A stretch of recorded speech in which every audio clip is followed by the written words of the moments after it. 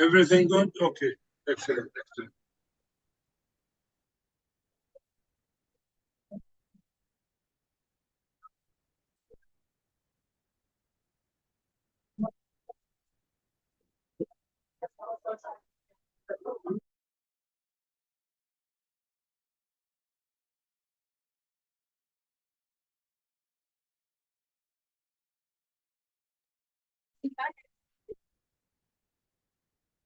Yes, can you hear me? Yeah. Translators all good? Okay. Yeah.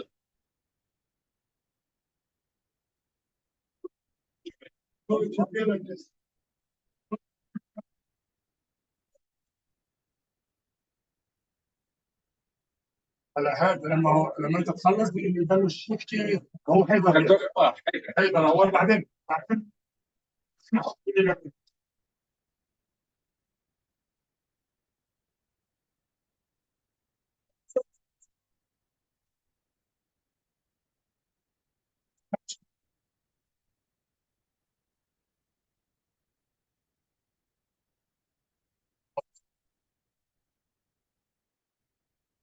A ver, ahí me escuchan.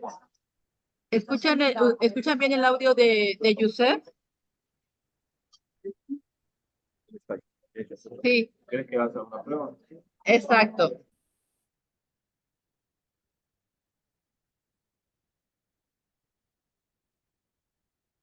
A ver si el audio está bien.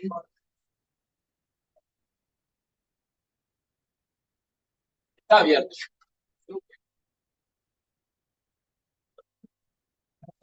Ça va, on règle les problèmes. ¿Aló? ¿Alguien me está escuchando? No. Ahora sí. Bueno, está. Tenemos configurado. Un gusto. Muchas gracias a los voluntarios. Thank you very much for all the volunteers and for the translation and for all your work. Thank you.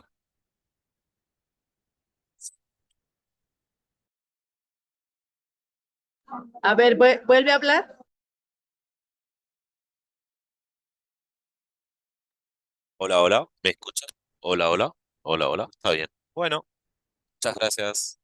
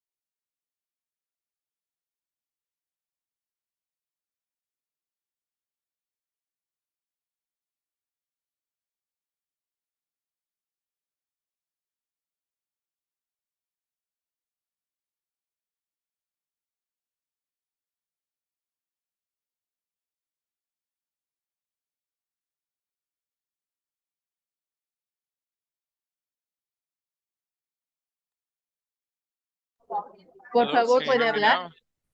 Is this better? Translator, Yes, can it's you hear okay. me? Yes? Okay. I'll keep the headset on then, and we can get started. Just to give the people watching via Zoom a sense of the room before we get started.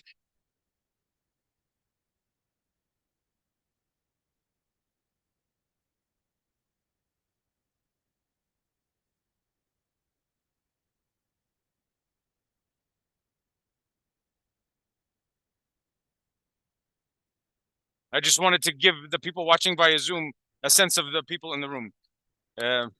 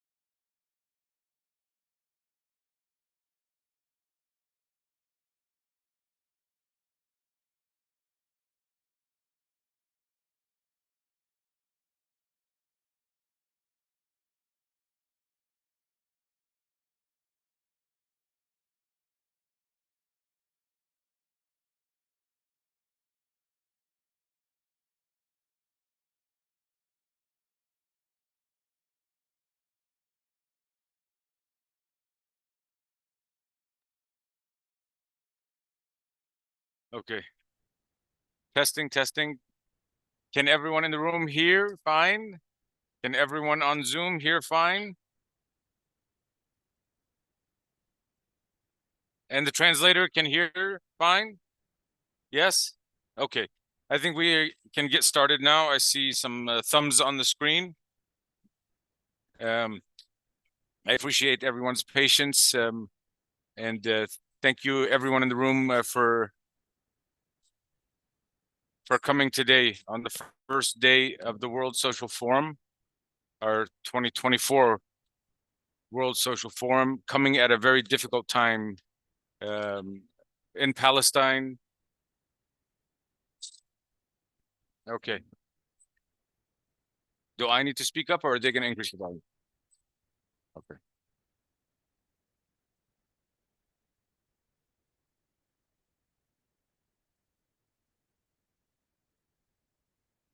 Okay. Thank you again. My name is Wissam Ahmed from Al-Haq in Palestine. I'm based in Ramallah. It's an honor to be here with you all in the 2024 World Social Forum. Obviously, it's a very difficult time here, especially for those of us coming from Palestine, but obviously it's a very difficult time as we watch an unfolding genocide take place in Gaza against the Palestinian people. But the opportunity that we have today in the World Social Forum and over these next few days is to unpack this stark reality that the unfolding genocide facing the Palestinian people is not something that is happening in isolation. It is a manifestation of historical legacies of colonialism and imperialism converging in an acute manner in the Palestinian context. The history of colonialism is ripe with genocide and ethnic cleansing, and the difference today is that we are seeing it play out live streamed on a daily basis. And the question we have to ask ourselves as a global community is, what role do we play in confronting this injustice? And the reality is that we see the injustice facing the Palestinian people is very much an injustice that reverberates throughout the world, whether it's greed of corporations, geopolitical imperial ambitions, corporate capture, legacies of colonialism and oppression, and this imperial mindset that is driven by a sense of supremacy and entitlement and exploitation, which manifests itself in different parts of the world in different ways. And I'm very honored to have a distinguished panel with us today to unpack some of these intricacies between what is happening in Gaza today and the broader manifestations of neoliberal imperialism and the legacies of colonialism coming together, and the question of how much have we developed in terms of international law and the status of regulating our affairs as humanity. Have we really evolved and progressed as has been touted in the UN Charter and the development of all these international institutions? Or has the situation in Gaza exposed all of this to be a farce only intended to be to the benefit of a select few and to maintain the relative power dynamics in the world? And I hope through this discussion, we'll get a better sense of how these issues play out in our current context, and hopefully take away some guidance on what we can do through the World Social Forum in the international community. And I want to start by having our comrade, Dr. Haider Eid, who will be joining us via Zoom. He wasn't able to come from South Africa, but he was in Gaza for the first 2 months of the onslaught and ongoing genocide in Gaza.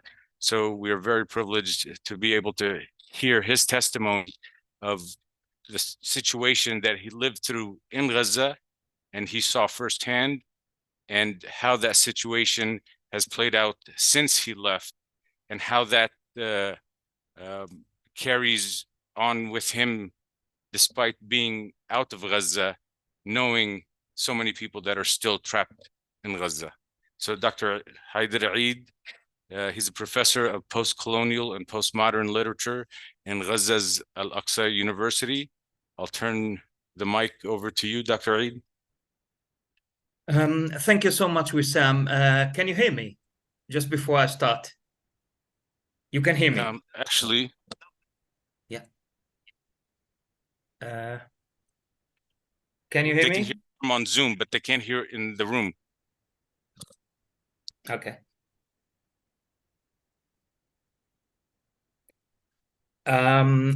Okay, no.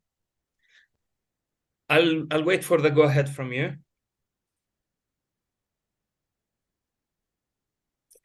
Speak, Dr. Haider. Can I start? One moment. Okay.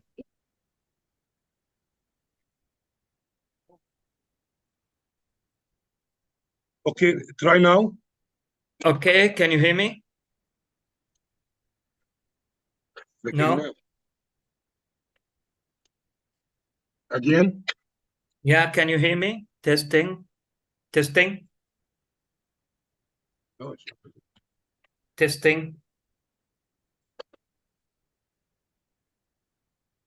Please speak. Please speak again. Okay, can you hear me? Testing. 1, 2, 3. Testing. Yusef, please. the Okay. microphone. Can I? No? Okay. Yes, okay. Please. We have a techie on. Yeah. Okay. Come on. Okay. Can you hear me? No? Hello? Wissam, can you hear me? I need... okay, all right. Yes, we hear okay, you thank now, you so Lucy. much. Okay, thank you. Thank you so much, Wissam. And thanks a lot for the introduction. And let me begin by thanking the World Social Forum Steering Committee for inviting me, of course, to join this great panel.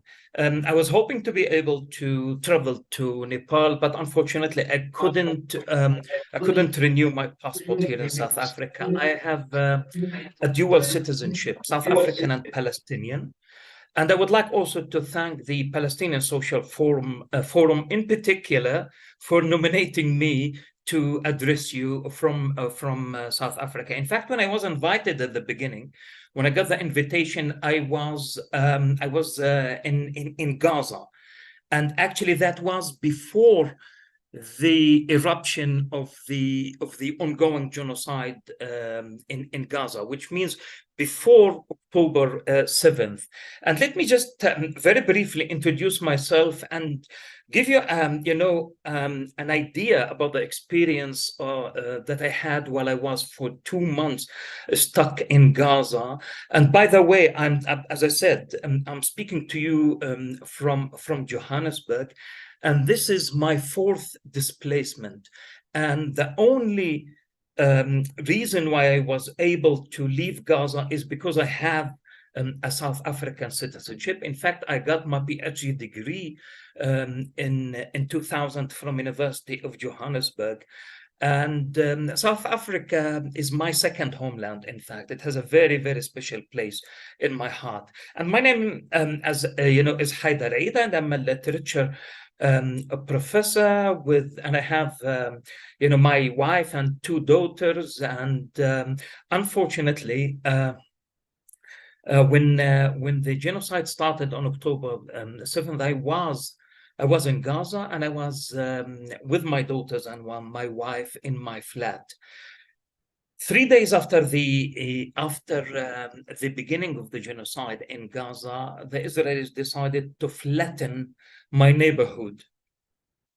My neighborhood was bombed, and as I said, I have been displaced 4 times. On the 3rd day of the massacre, I was contacted by an Israeli intelligence officer, and I was asked, together with the residents of the Rimal neighborhood, to leave and head to the north. At that time, they were killing people in the north. In other words, they asked us to leave Rimal in order to be killed in Sheikh Radwan and the north.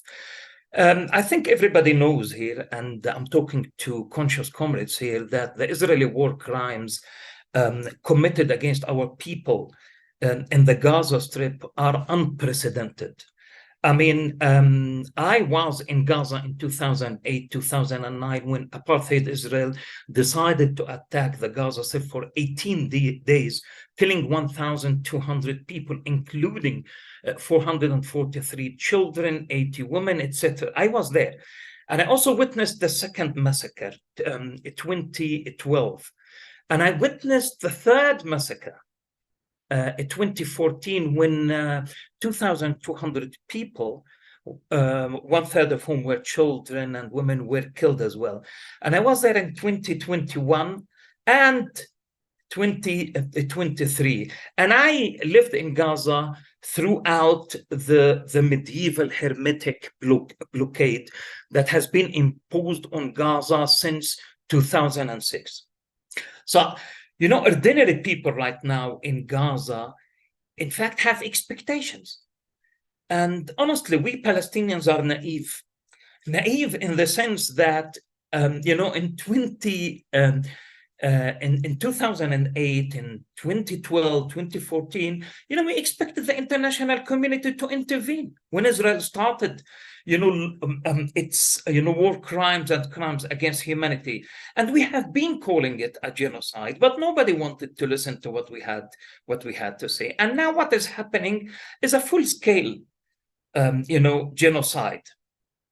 So ordinary people in Gaza now expect the international community, the Arab world, the Islamic world, the post-colonial world to take up their responsibility to protect them, to protect the Palestinian people from these heinous crimes, and immediately terminate, you know, the continuing Israel's genocide of Gaza. Nothing whatsoever justifies the Israeli savagery, including, you know, the severing of access to water, to electricity supplied to 2.3 million, you know, civilians living in the Gaza Strip. The international community so far has done absolutely nothing. And since the ICJ ruling, actually, apartheid Israel has killed more than 2,000 people, the overwhelming majority of whom are children. 70% of who got killed since the beginning of the ongoing genocide are children and women.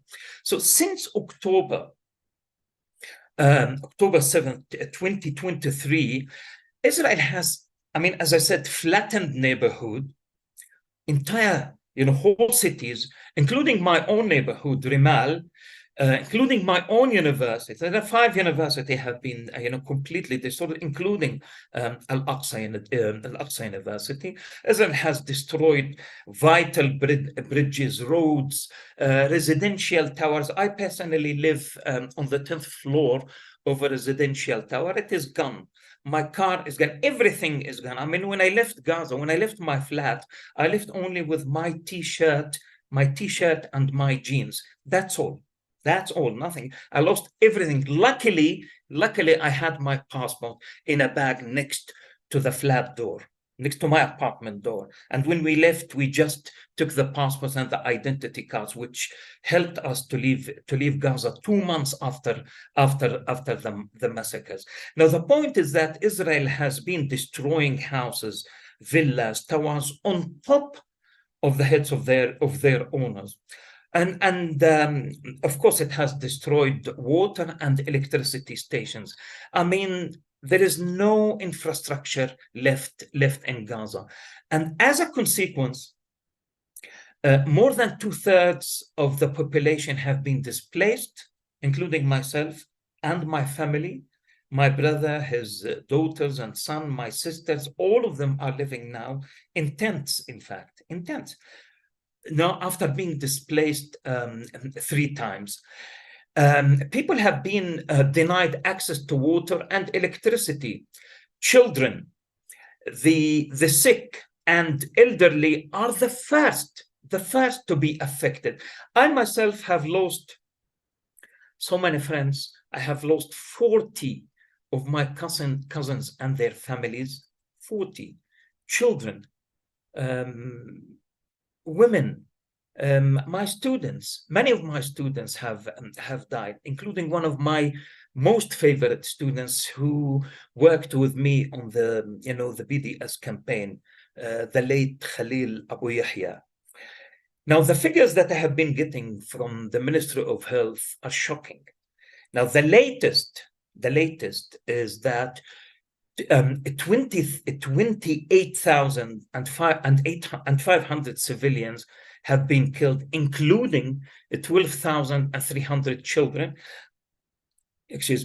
and 8,400 women. Those were among the dead. Now, to add insult to injury, 7,000 civilians are still missing. And everybody knows that they are dead. They are missing because they remain under the rubble. The most hated word in Gaza right now, and now as I'm going to utter it in Arabic, it brings back horrific memories. Anqad means rubble. And we know that those missing 7,000 people are under Anqad, are still under the rubble. 70% of them are children and women. And as I said, all of them are still under the rubble. 2/3 of the I'm sorry, I'm using figures because every single person of those people have a story. I can tell you the stories of my cousins, their grandchildren, their wives, their sons, their daughters. I still can hear their voice, or rather their voices, in my ear. One of them, I was speaking to him 3 hours before he was together with his family. He was wiped out. Families, entire families were wiped out. My friend, my comrade, my former student, Khalil Abu Yahya, he also was speaking to me just hours before he was targeted. He had lost his house in Jabalia. He moved with his wife, who was also a student of mine, and two daughters. One of them was 6 months old, and they moved to the Nusayrat refugee camp, and the house was attacked, and he was killed together with his wife and his daughter and his in-laws, all of his in-laws. Altogether were about 11 who were wiped out. So yes, I can tell you stories. We need to humanize and rehumanize the victims. We need to humanize those victims of, the worst genocide being committed, or rather that has been committed in the 21st century. And again, to add insult to injury, 2/3 of the Gaza population have been displaced more than once. Now, I myself have been displaced 4 times. The first time I lost my flat, then I moved to my brother's flat in the north, where I stayed for 3 days. And then we were warned and we were threatened.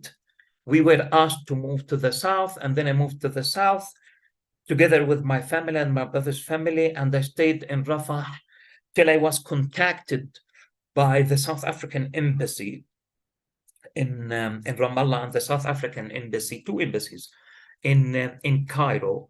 We were the last foreign passport holders to be contacted. Apartheid Israel wanted to punish the South African government due to its stance against the genocide, and that was before the ICJ ruling. Otherwise, we would have never been able, or rather, we had never been allowed to leave Gaza via the Rafah crossing. Even though, Israel is not supposed to be in control of the Rafah crossing. It's an Egyptian-Palestinian crossing. The Gaza Strip has 7 crossings, six of which are controlled by apartheid Israel. The seventh crossing, the Rafah crossing, is the only exit that Palestinians of Gaza have to the external world. Unfortunately, the Egyptians are saying that they cannot open it because they have, Israel has to allow that. So it's a long story that most of you know. And I think what I have just said was a necessary introduction, for my contribution today about, global justice, global injustice. And I'm going also to use this opportunity, the fact that I'm speaking to you from South Africa. In 2 days' time, I will be joining an activity where I will be joining a panel like the panel we have right now, and I'll be joined by one of the lawyers who was a member of the legal team at the ICJ, and we will be joined by the Minister of Justice as well. And I will be speaking about Gaza, the same kind of testimony I'm giving to you right now. But all of that, we shouldn't forget, is happening within a political context. Israel would have never been able to commit all the massacres it has been committing since 1948.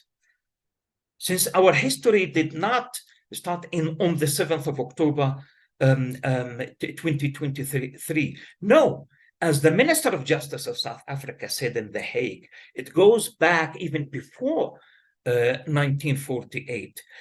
But since we are talking about, global justice now, and this is extremely important, because I think the step taken by the South African government is not only about Gaza.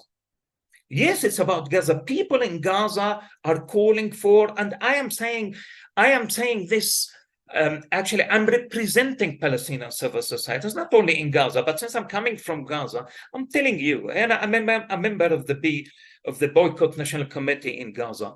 And the first demand is we need an immediate ceasefire. We need an immediate ceasefire and the flow of international humanitarian aid into Gaza. People are literally starving. I'm saying this to you because I tried it.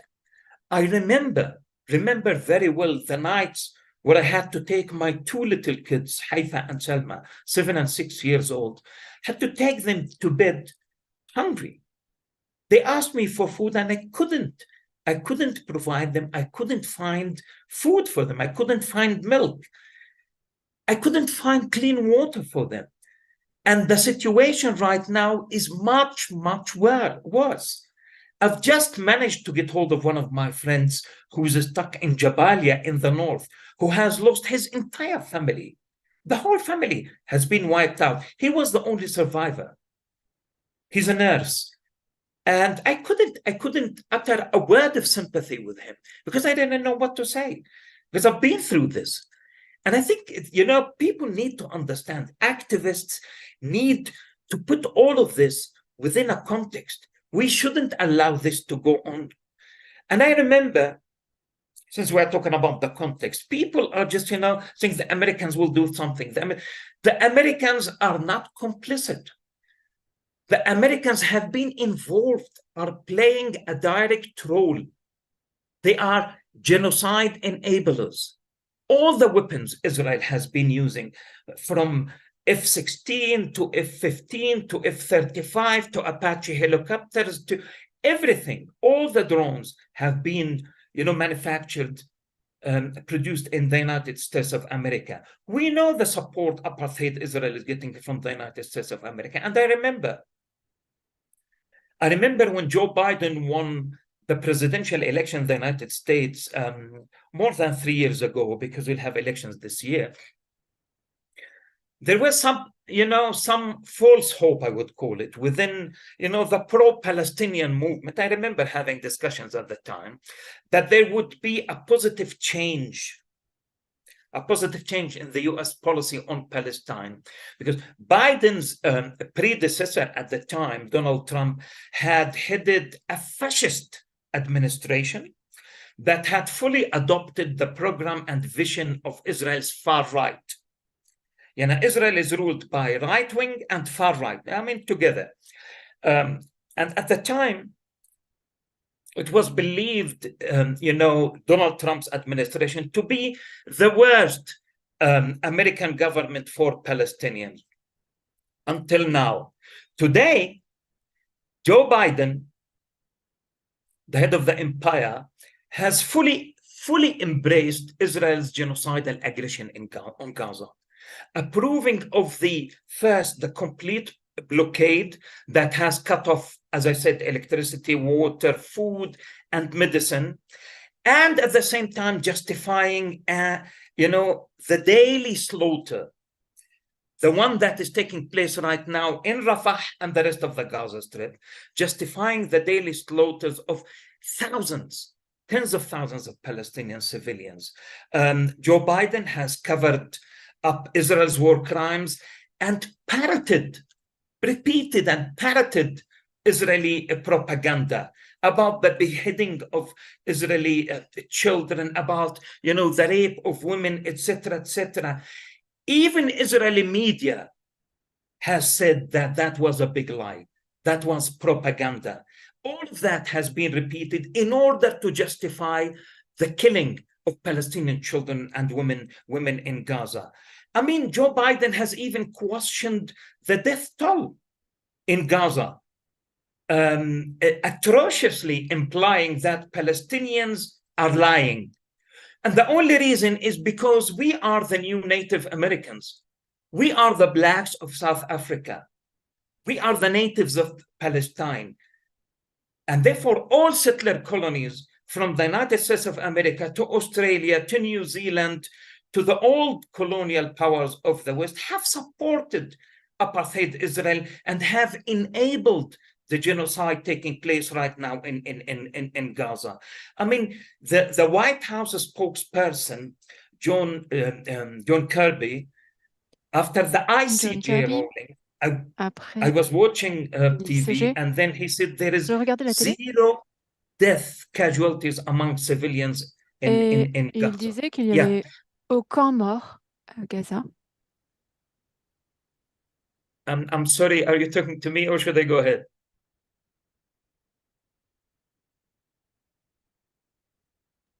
Dr. Eid, if you can wrap up in the next I'm finishing. minute or so, I was about to give finish. Time for discussion and the other panelists, of course.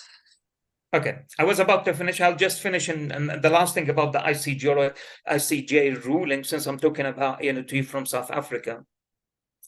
Just a couple of points about the ICJ historic ruling. I think the ICJ case by the government of post-apartheid South Africa, in fact, as I said, is not about Gaza, but rather about global justice and the fact that the whole global system arising of the arising after the Second World War is an extension of the old colonial one. That is my argument. That what all this demonstrates clearly is that the world today is divided between two opposing camps: a minority of power imperialists, white supremacists, conservatives, and liberals alike, including token non-white liberals who support the genocide of the Palestinians, and the majority of the people, on the other hand, majority of the people of the world who do not support that. This is why we need to build on this victory and strengthen our grassroots unity in the face of an unjust global system dominated by the colonial West. Thank you so much, and for your patience.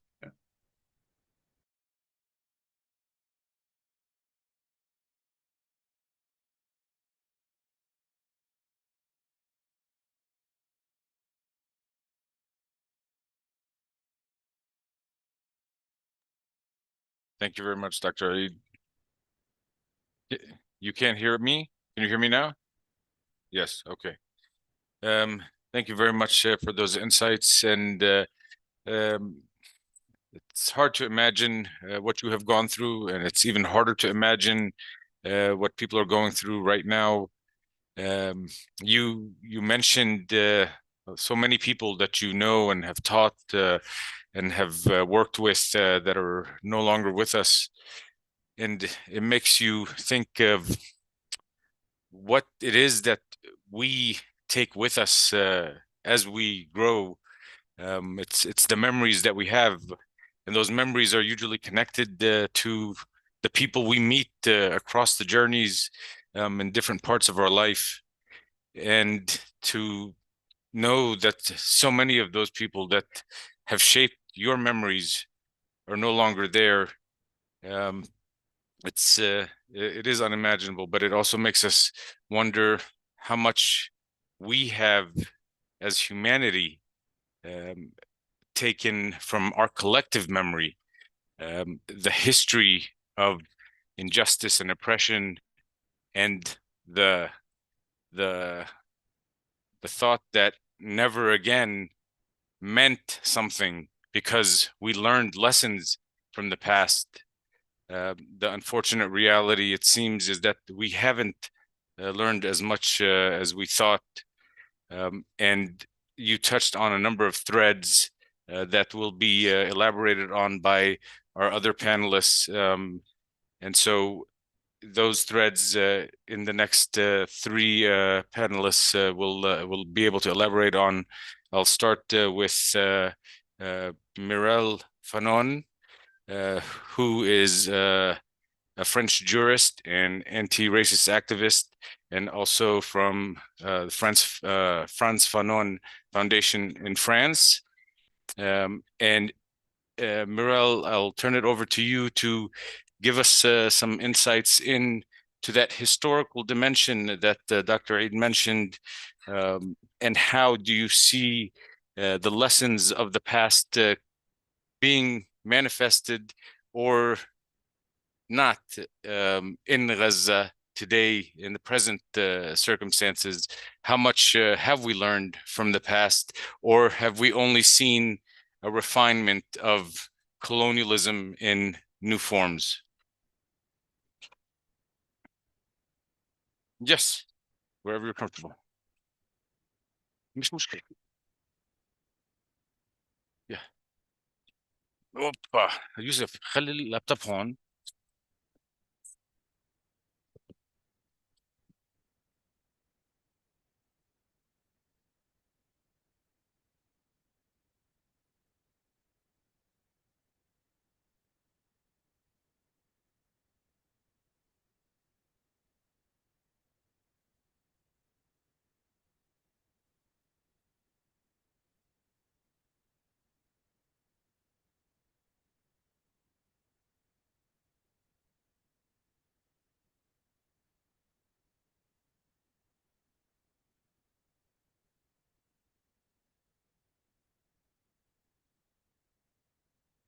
It's okay for translation? No, it's okay. No, who is translated? Ah, okay. Yes, Now, okay. okay, you're translating. Mic? This mic? Okay, I have to take the both. Okay. This one? This one? Wow, very comfortable. Thank you. Good evening. Normally, I used to speak in French without paper, but as I will speak in English, allow me to read my presentation. No,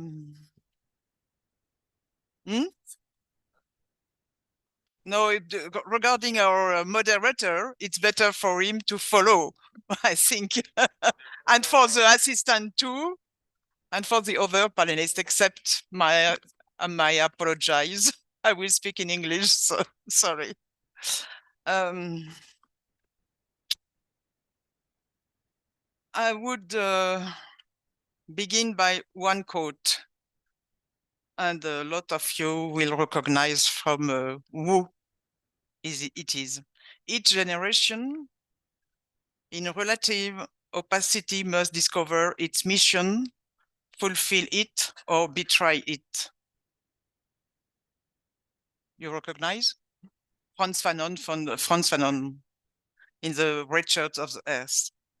And if I begin by that, it's for one reason. Here we are in the World Social Forum. Where is the world? Where is the world when it concerns Palestine? All of us are with Palestine, that's true, and we could see that in the street of Kathmandu today, but generally where we are, and where we are since 2005, when the capitalist and dominant system has decided all Palestinian resistant are terrorists. And it is one of, and we have seen that, how it impacts the evolution of the World Social Forum. That is why really today I am, if something has to coming out from this World Social Forum, it's only one thing, it's for Palestine. Because when we speak on Palestine, we speak on all around the world and all the invisible people, all the ignored people. That is why it is so important to understand what is happening in Palestine. Tomorrow, it will happen in another country, because it's a continuum, it's a paradigm of a process of destabilization of people. Because the system does not need people, they just need money, financial money.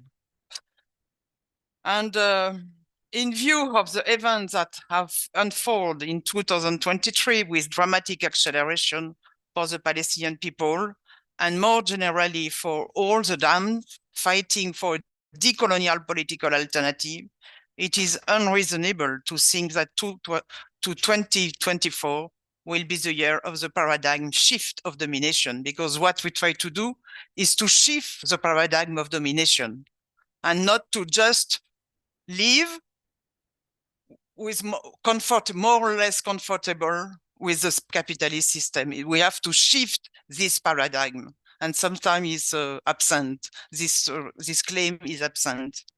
The madness of the world, of their world, because it's not our world, is leading people towards foreseeable chaos, not only for ecological or environmental reasons, but first and foremost, because the capitalist system has succeeded in deregulating our life, delegitimizing our all economic, social and cultural rights, as well as political and civil rights. And also delegitimizing the international law built to regulate, to normally built, but it was not true, to regulate power relation, because this universal, for example, if you took the example of the Universal Declaration, it's a declaration rights for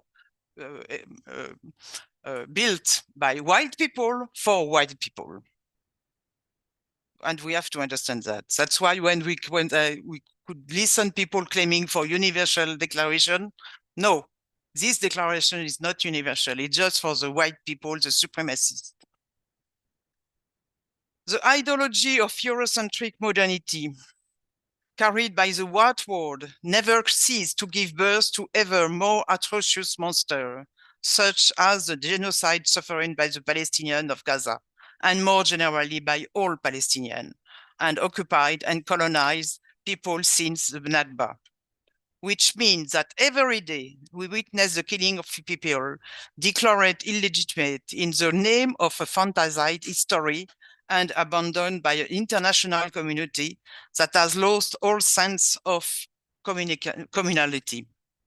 For over 70 years, yes, as the occupying and colonizing regime not been given permission to kill, occupy, expel, torture, and commit many other war crimes under the almost passive gaze of an international community that has forgotten its obligation under the eye of the nation and which have favored the impunity status of a criminal state with regard to the imperative norms of international law and international humanitarian law.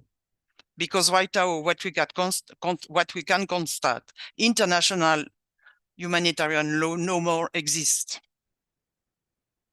But it's not the only one not to have been given such permission, and yet it's the only one that the media says upon with a voyeur appetite, and analysis so misleading that it's necessary to think critically to avoid falling into the run of ignominy.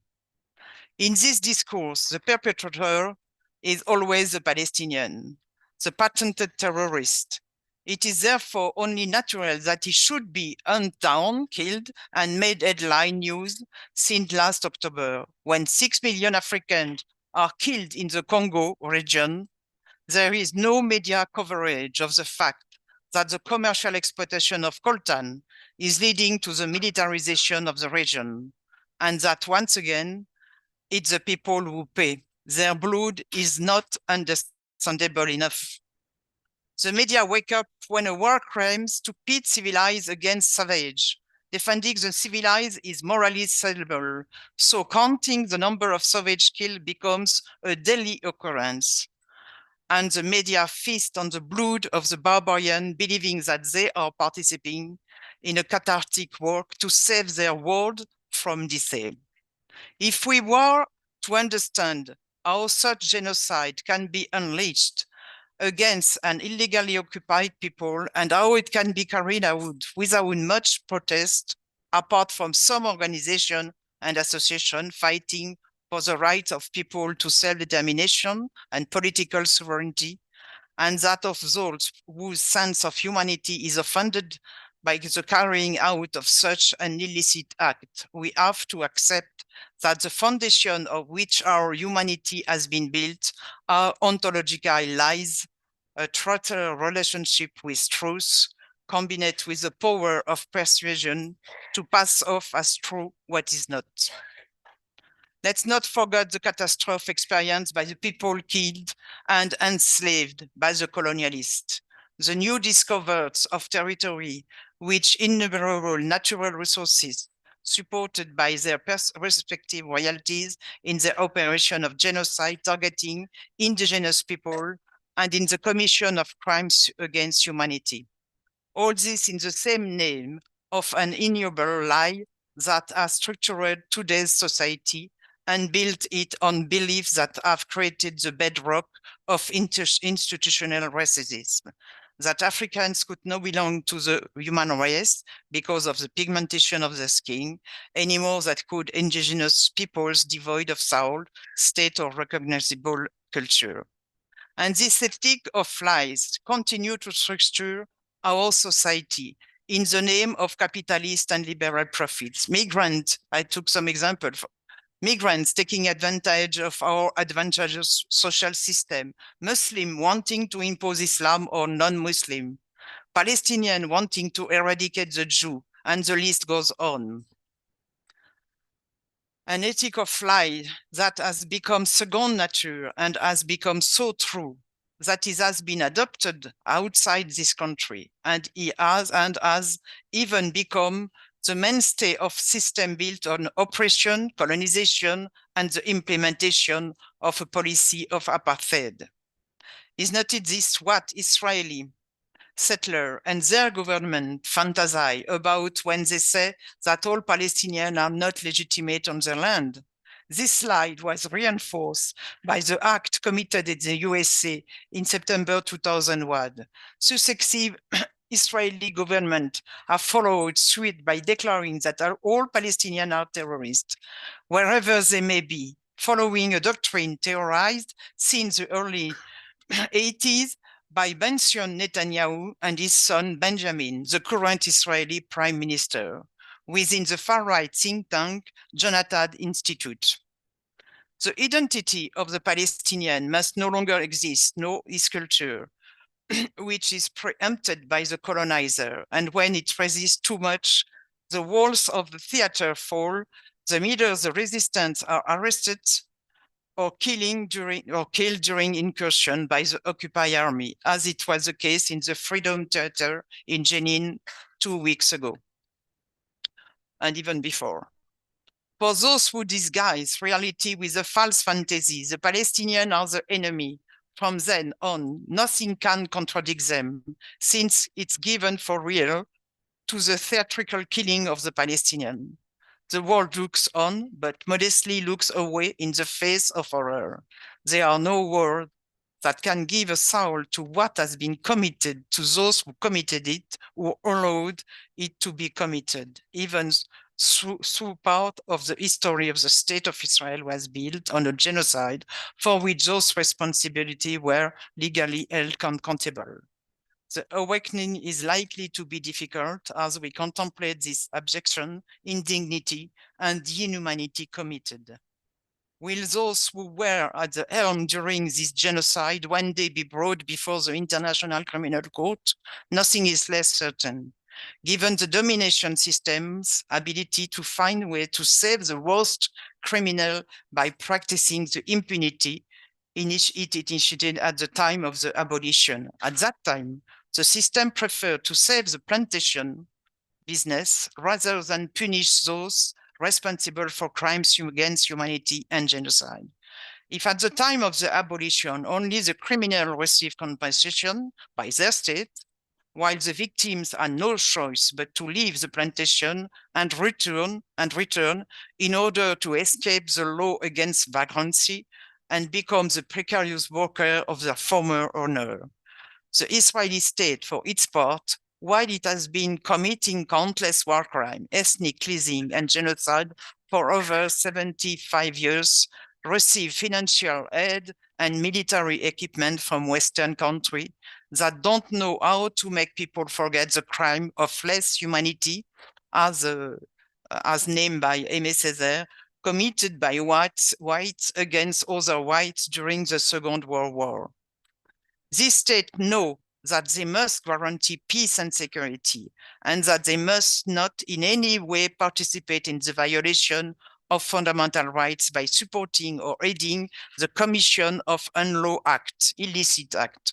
Otherwise, they take on the responsibility of being prosecuted for complicity in the commission of genocide, war crimes, and crimes against humanity, as defined in the Rome Statute and in the Convention on the Prevention and Punishment of the Crimes of Genocide. The Palestinians realized long ago that they were, and I refer to Oslo Agreement, they were only being offering plans in favor of the occupier, not in respect of their right to self-determination and political and national sovereignty. This speaks volume about the nature of international relations, which are undermined by the argument that Israel has the right to defend itself. Those have the right to occupy the people, imprison a people, torture a people, impose apartheid on a people, genocide a people.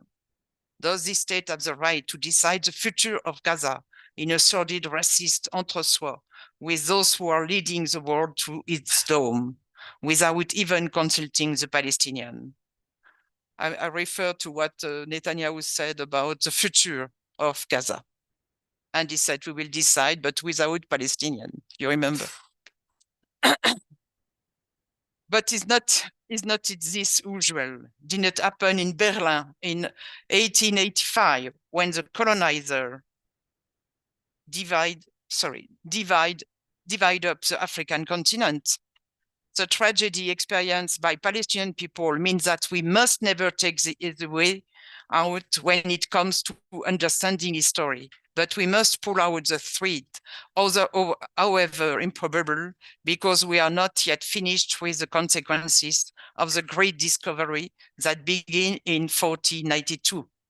Their analysis help us to understand where we are now and the importance of a decolonial process for political and collective reparation for the crimes committed during colonization and enslavement, and for the countless consequences experienced by people of African descent and Africans. And it's exactly the same thing for Palestinians and in different other countries. in Colombia, for example, after 60 years of civil war. The urgent need for the damned to mobilize to build a collective decolonial process. Only by ourselves and for ourselves, the damned of the damned, we have to fight and resist to oblige this world that hates us to change its paradigm of domination. Thank you.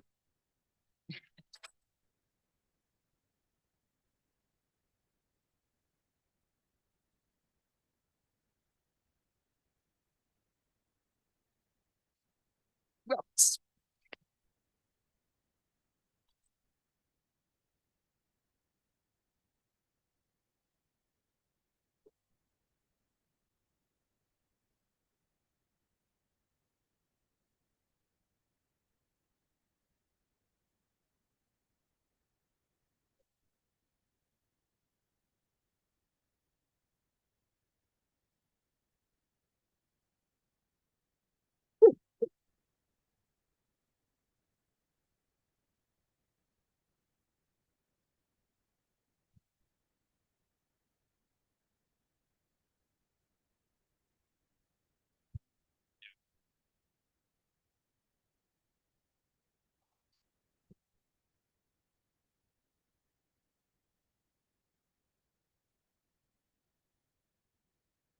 That's fine.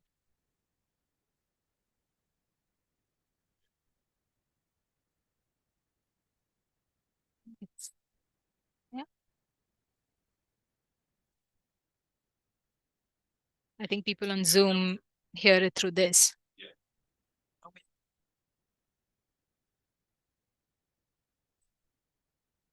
Okay.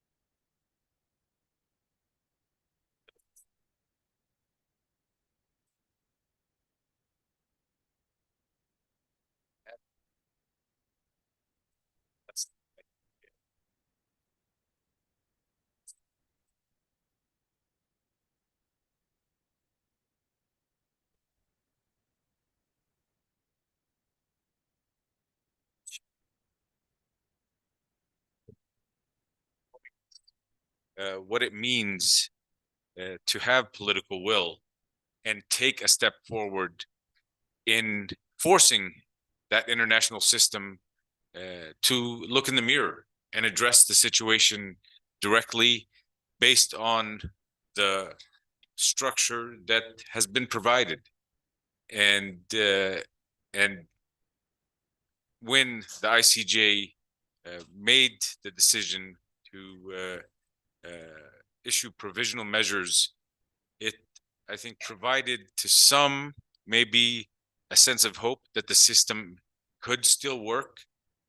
But I think those of us that have been pretty cynical in our view of the system as a whole, we ask ourselves, is this move, regardless of how much we appreciate South Africa taking it, is this move done by the International Court of Justice? Is it something that will save the people, or is it something that has only saved the system? And this is a question that I would like our next panelist, Varsha Gandikota Nuletella, the co-general director of Progressive International, and I really do apologize if I butchered your name, Varsha. Please excuse me, and the floor is yours.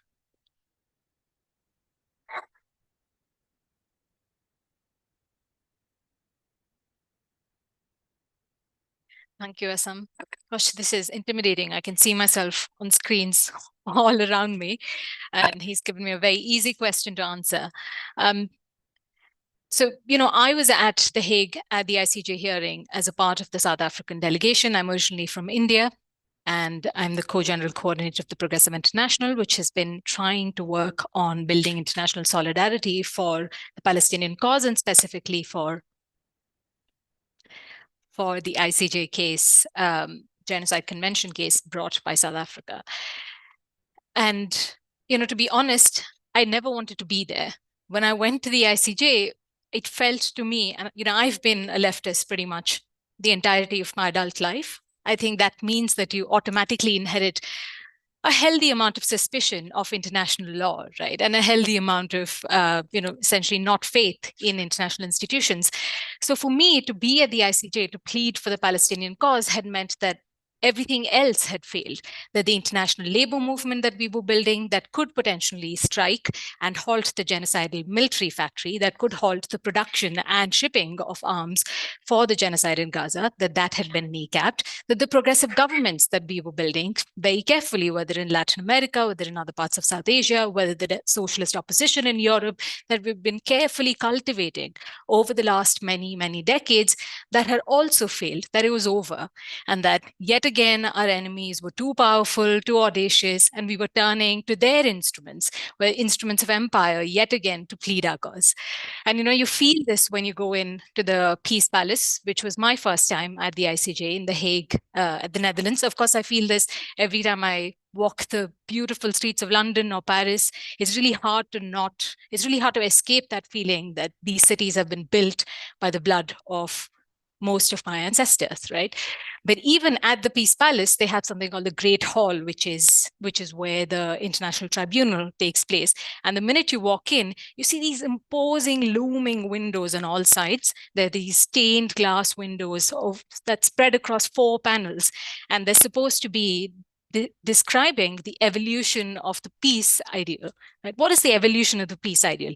It's this process of evolution, process of progress that they say, where there's a community of civilized nations, and this is actually what the inaugural charter of the ICJ says, right? That there's a community of civilized nations that's then attempting to extend this empire of law to those that still remain in the primitive age. So it's quite funny walking in as an Indian, part of the South African delegation fighting for Palestine, into this great hall and look up at these stained glass windows and wonder, can South Africa see itself in these glasses? It can't. But funnily enough, it's not that easy to place Israel on those glasses either, right? Now, I had been coming from India, which kind of at this moment has a bit of a schizophrenic existence. It stands suspended somewhere between South Africa and Israel, in the sense that it wants to constantly talk, under the current government, it wants to constantly talk about its third world roots, only to prove to the big boys in Europe of how far it's come and how much it's left that behind. Because if you look at our histories, all 3 of our nations have been wrought in the heat of the post-World War II movement. India finds its independence in 1947. A year later, 1948, the Nakba happens in Palestine. 750,000 people violently moved. And 1948 is also when apartheid gets formalized in South Africa, where, of course, the gruesome practices of racial segregation that had always been in practice are now formally written into law. So there's this odd way in which the birth of all of our nations is quite connected. And I couldn't help but think of the story, and maybe some of you already know it.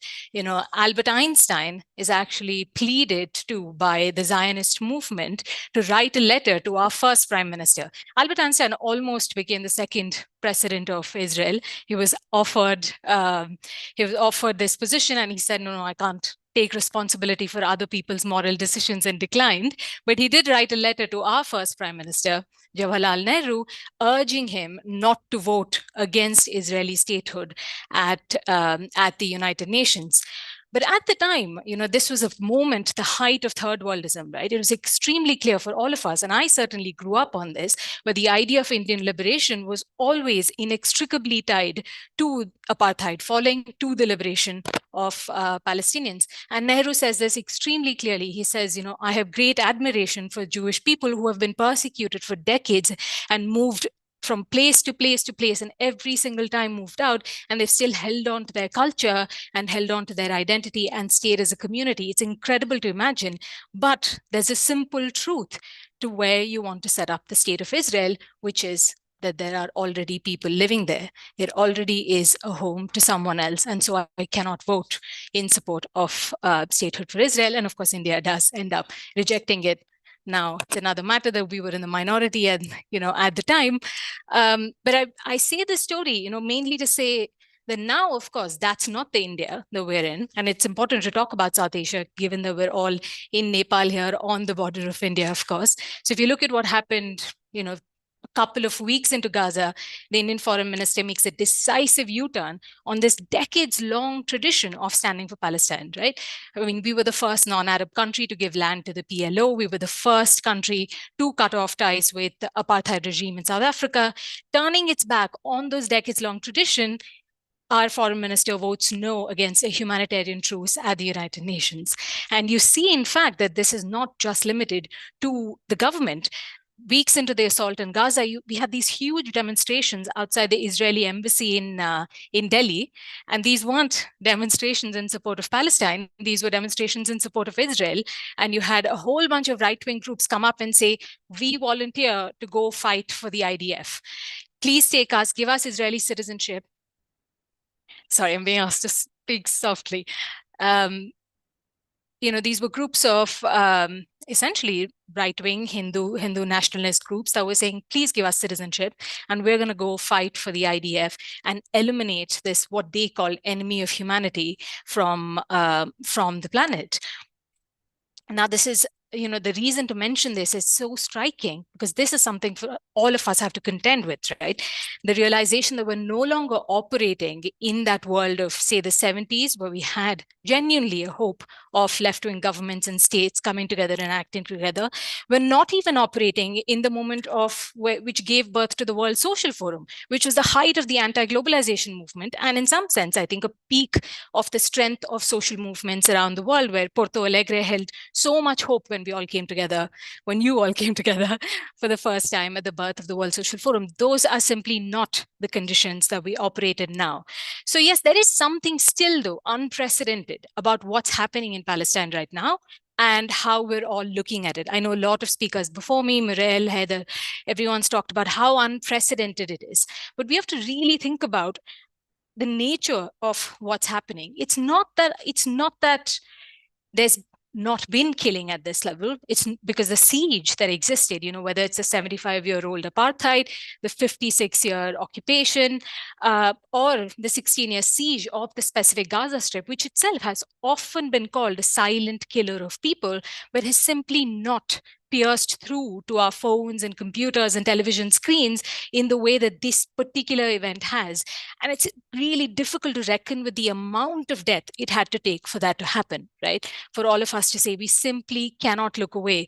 I remember that this was one of the first arguments that the South African delegation made in the first day of the hearings in the court, which is to say this is the first genocide in history where its own victims are broadcasting real time their own deaths to our phones. And in fact, related to that is the opening line of their entire case, where Adila Hassan comes on and says, this really isn't about South Africa versus Israel. It really isn't even about Israel versus Palestine, because this is a test of all of our humanity. So there was something quite incredible, despite all of my reservations as I walked into the Peace Palace. I have to admit that there was something incredible about watching just truth be told in the world's highest court, the truths that had been denied, that people were saying were lies, across government offices, across televisions, across press conferences, and they were said in that courtroom that day. And that meant something, because South Africa had brought not just Israel to court, but it had implicitly also brought its backers, the US, the UK, and the European Union. But still, I couldn't help but feel a certain amount of dread that entire time, because I kept asking, why did Israel show up at all? Because if any of you follow Israel's history, it simply doesn't believe in international institutions. The ICJ sister organization, ICC, which sits across the street, Israel has never shown up to any investigation, any case, and there are multiple pending over there. A decade ago, 2013, it was the first country to say it was not going to allow the United Nations to review. It was the only country. All other 192, however you counted, countries had obliged to do a periodic review of human rights at the United Nations, but Israel said that it wouldn't allow that. So I kept thinking, why is it that Israel did actually show up?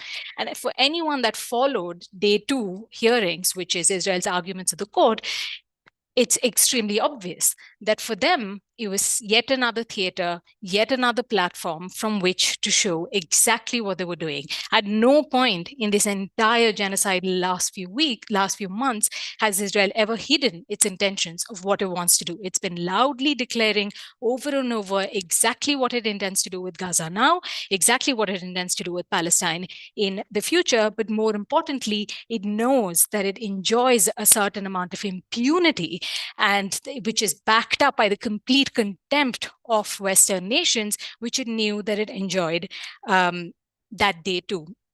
And you see this during the hearings too. Day one, when we walked into the court, the first thing that happens before South Africa presents its arguments is that the US bombed Yemen. On day two, before Israel went on and lied through its teeth and said, we're providing humanitarian aid, Israel is doing everything in its power to ensure humanitarian access, were exactly the words used by the legal team in court. And that morning, a video had surfaced. I'm sure many of you have seen this. A video had surfaced of food trucks showing up at Al Rashid Street in Gaza, where a whole bunch of people, about 200 Gazans, had gone to receive the food packets from these UN trucks. And then suddenly you hear gunfire, and you see everyone running helter-skelter into the tiny streets surrounding Al Rashid Street just to stop themselves from being killed. About 50 of them had died that day. And we now know, because of exceptional investigative efforts, which loads of journalists have been doing for a while now, that it was in fact Israeli drones that had shot people waiting for food coming in. So what can really stop this genocidal regime, right? And you see the responses that came up to the ICJ verdict. Germany comes up and says it's going to intervene on Israel's behalf. Biden, who up until that point had only issued one statement, which was about condemning the Houthis, and that special statement from the US presidential office says we must oppose this, and this is a verbatim line that I'm quoting, right? Because of delays in product shipping times across the sea routes. And Germany comes on and says we're going to support it because it's never again. And instantly you hear a fantastic response from Namibia that says, actually, this is not, I don't know why everyone's surprised about why Germany is reacting this way, despite the Holocaust. This, in fact, is a continuation of the Holocaust, because the Holocaust was never just about the Jews alone. The word concentration camp, in fact, was not something that was coined with the Jews. It was coined in the Herero-Nama genocide. It was coined in Namibia in their actions against by Germany. And in fact, one of the places in which they perfected this idea of cleansing was against Soviet prisoners of war. So we know that this is not, this all is very surprising and shocking only if you think that the Holocaust was an aberration, some kind of a deviation act that doesn't otherwise fit with an ideology that exists in that part of the world or that part of empire. But the minute you switch that, you realize this is actually a continuation. So in that sense, I think we should talk about how unprecedented what's happening in Gaza is right now, but is it really exceptional? It's not exceptional, because we see that it is exactly, as we know, a continuation, whether it's of empire or whether it's of capital, as again evidenced by Biden talking about delays in product shipping times. But at the end of 100 days of war in Gaza, he comes out and issues a 378-word statement, of which not even a single word was Palestine or Palestinians, condemning the 100 days of war in Gaza. Anyway, I want to stop there. This has been a bit of a depressing takedown of the ICJ, but I think what we're seeing now, without giving a definitive answer to the question that you asked me to, you posed for me today, is to say, despite all of this, whether we have faith in the international institutions or not, I think undoubtedly what we're seeing is a greater unmasking of empire than ever before. And at the same time, we're also seeing a kind of unprecedented use, going back to what I said at the beginning, right? A kind of unprecedented use of the instruments of the global north by the global south. So the fact that it was South Africa that did this for Palestine means a tremendous amount. I remember the end of, at the end of day two, we were all sitting around and having dinner, and at the Palestinian embassy, which was lit up in the South African colors, in fact, that night at The Hague. And the vice minister looked up and said, and we were all discussing, what legally makes sense. Did this stand? Did that not stand?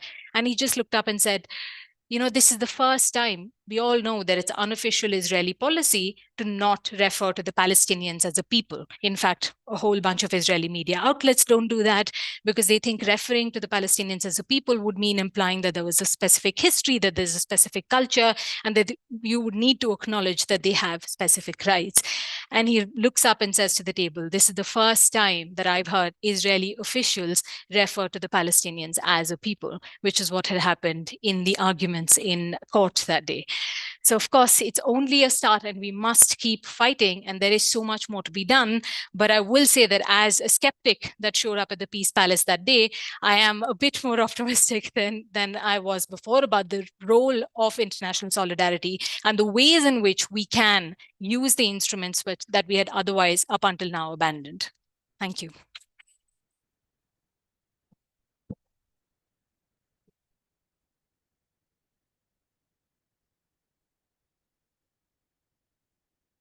Thank you very much, Barsha. I think the things that does give us hope is all the people in the room today. The International Court of Justice decision is not self-executing. It requires political will to give meaning, and that manifestation of society and the people that make up that society. And there's people here in the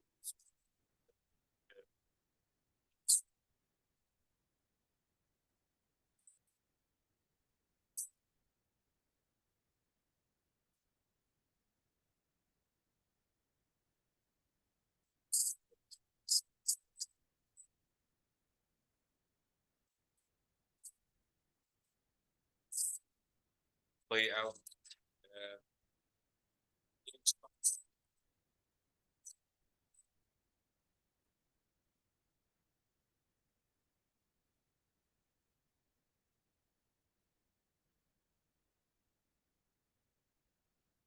So after three strong intervention in English, so my English is so bad.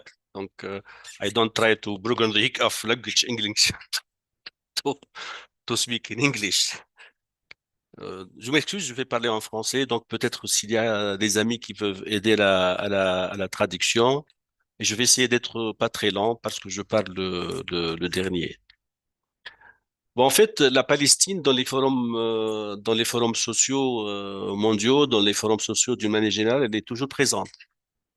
Mais cette fois-ci, c'est une présence très spécifique, et très forte, et très marquante et très marquée.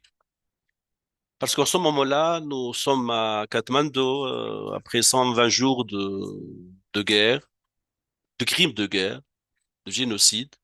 1,4 million Palestiniens sont à Rafah, menacés de tout, de maladies, de morts, d'expulsions, de peur, de larmes. Donc c'est vraiment très lourd de vivre ce forum social ici à Népal, en ces moments-là très difficiles en Palestine et à Gaza en particulier. Donc c'est pour cela que il est peut-être audacieux de dire que cette guerre nous met devant un fait politique réel, devant un fait politique effectif de par le monde.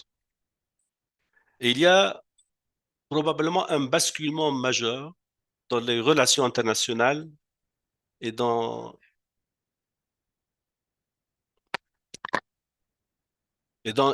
peut-être les mobilisations et les dynamiques de mobilisation concernant la cause palestinienne ou toutes les causes justes du monde. Eh bien, en effet, je vais essayer d'étaler 4-5 points, pas plus, sous forme de titres, sans pouvoir peut-être développer des idées qui sont très complexes. On est face, comme l'appelait Emmanuel Todd, face à la défaite de l'Occident. Et je dirais même une double défaite de l'Occident. C'est-à-dire, c'est pas seulement une défaite exprimée et argumentée par Todd dans son nouveau livre, mais c'est une défaite morale et politique de l'Occident face à la Palestine, face à Gaza. Parce que cette question palestinienne s'est invitée sur la scène européenne et sur la scène occidentale, peut-être française d'une manière particulière, à partir de 1967 et le fameux numéro spécial de Sartre, Les temps modernes, consacré à la cause palestinienne. Et depuis ce temps-là, l'Occident n'arrive pas à trouver une voie, un chemin pour essayer de comprendre que le Palestinien a le droit d'exister, de résister comme individu et comme peuple. Et que la Palestine, c'est une terre et un peuple sur une terre. C'est pas une terre vide. Et c'est pas un peuple qui s'est évaporé, c'est pas un peuple qui a quitté, c'est un peuple qui existe toujours sur sa terre. Face à cette crise de l'Occident, qui trahit ses principes universels de droits humains, de justice, de paix, de solidarité, il y a l'émergence d'un Sud hétérogène, pas très compact, lui-même déchiré par des contradictions, voire par des conflits, mais qui s'impose à travers l'Afrique du Sud, mais qui s'impose aussi à travers l'Amérique latine, avec l'Afrique, en partie le monde arabe, qui a perdu beaucoup de sa verve. Et je vais revenir au monde arabe de manière plus spécifique. Bertrand Badi disait que on est en train de vivre le retour ou bien l'inclusion des sociétés dans les relations internationales. Donc, les relations internationales ne sont pas seulement des relations entre États. Et le Forum social mondial, c'est une expression de cette dynamique et des rôles des sociétés, des nations dans les relations internationales. Donc, on est en train de vivre un refus de l'humiliation des peuples du Sud, un refus des humiliations des mouvements sociaux, des minorités qui sont en train de se greffer sur la question palestinienne. Les migrants, les minorités ethniques, les mouvements noirs en Amérique et en Europe, la lutte contre l'esclavage, actuellement plus le wokisme qui est en train de monter aux États-Unis. Tous ces mouvements-là sont en train de se retrouver sur la voie de la solidarité avec la cause palestinienne. Deuxième point dans cette solidarité, c'est que réellement, on affirme le fait colonial de cette question dite de conflit israélo-arabe ou bien israélo-palestinien, qui est un fait colonial exceptionnel. C'est-à-dire, il ne s'agit pas d'un fait colonial d'exploitation des indigènes, mais un fait colonial de déportation de populations, de nettoyage ethnique, d'apartheid et maintenant de génocide clair sous les caméras de tous les télévisions et les médias occidentaux qui parfois ils zappent pas mal de vérités et trouvent le temps peut-être aussi de passer les argumentaires et les arguments d'Israël et de zapper les arguments de l'Afrique du Sud. La déchéance morale exceptionnelle, flagrante, c'est qu'on revient à une propagande qui dit tout antisionisme est un antisémitisme. C'est-à-dire que on n'a pas le droit de critiquer Israël, on n'a pas le droit d'appartenir à un mouvement de BDS, et on n'a pas le droit parfois de porter le drapeau israélien dans les rues. On n'a pas le droit même de porter le kifia palestinien dans pas mal de capitales européennes. En Europe même, on trouve des positions qui vont de l'Irlande avec son passé colonial, avec le récit, l'imaginaire colonial de l'Irlande, jusqu'à l'Espagne et jusqu'à la Belgique, la honte allemande qui n'arrive pas à se guérir de ce déchirement de l'Holocauste, la France avec son syndrome Dreyfus et son syndrome Vichy qui devient très proche d'Israël tout en perdant peut-être quelques repères gaullistes, bah, mis à part peut-être les Catalans qui sont un peu plus proches de l'opinion ou de la cause palestinienne.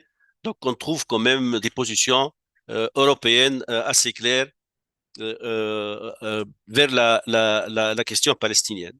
Il y a une montée assez intéressante du rôle des migrants musulmans, mais aussi des migrants de tout genre qui s'installent dans les pays occidentaux et qui sont en train de faire quand même un travail extraordinaire qui met en exergue la cause palestinienne et la solidarité avec la cause palestinienne. L'autre dimension assez exceptionnelle revient à cette question de génocide. Quand le philosophe allemand Adorno écrivait que est-il possible de penser métaphysiquement après Auschwitz sans penser Auschwitz? C'est-à-dire, est-il possible de penser universellement la vérité, le bien, la justice? Est-il possible de penser le beau, l'esthétique après Auschwitz? Eh ben, je reprends la phrase pour dire, est-il possible de penser métaphysiquement l'universel après Gaza? Est-il possible d'avoir un commun universel après Gaza? Est-il possible d'accepter que l'ancien président François Hollande, il dit que les morts palestiniens et les morts israéliens, ce n'est pas les mêmes morts. Et que les vies des Palestiniens, ce n'est pas les mêmes vies des Israéliens. Et que les victimes palestiniennes ont des visages, les victimes israéliennes ont des visages et des noms. Or, les victimes palestiniennes sont des chiffres. On est en train de compter des chiffres. L'autre dimension qui est aussi assez importante, c'est cette émergence d'une jeunesse juive décoloniale, comme le collectif Tzedek, et comme la dynamique qui existe dans les campus américains, qui est pro-palestinienne et qui est très critique à l'égard de l'État d'Israël. Il y a aussi un débat, voire même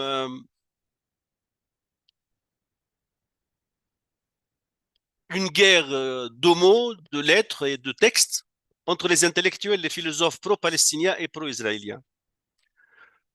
Quand on lit Jürgen Habermas, on se demande où sont les lumières européennes, où est Kant, où est parti les déclarations de droits de l'homme, où est parti l'espace public, où est partie la reconnaissance des autres.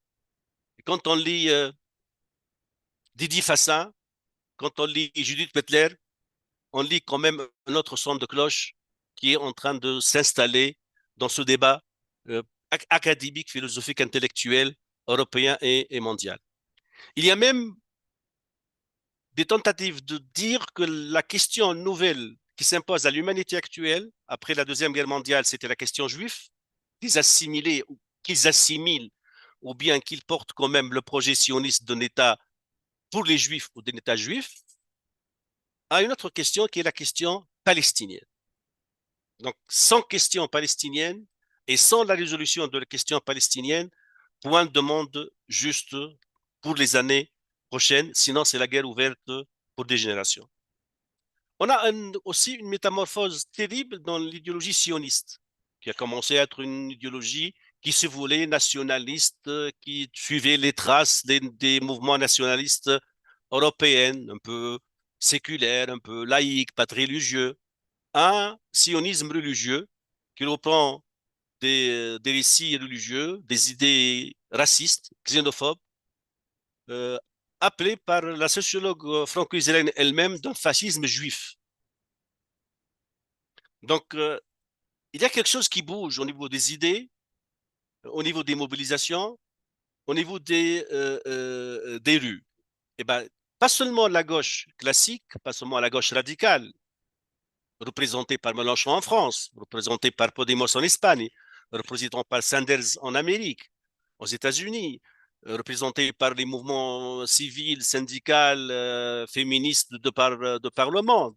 Mais aussi, il y a quand même un déchirement, une scission, une scission qui traverse l'opinion occidentale juive et occidentale d'une manière générale pour qu'il se rejoigne à cette cause palestinienne juste. Je finis par poser un problème qui peut déranger, qui peut nous déranger, nous-mêmes tous militants de Forum social mondial, à deux niveaux.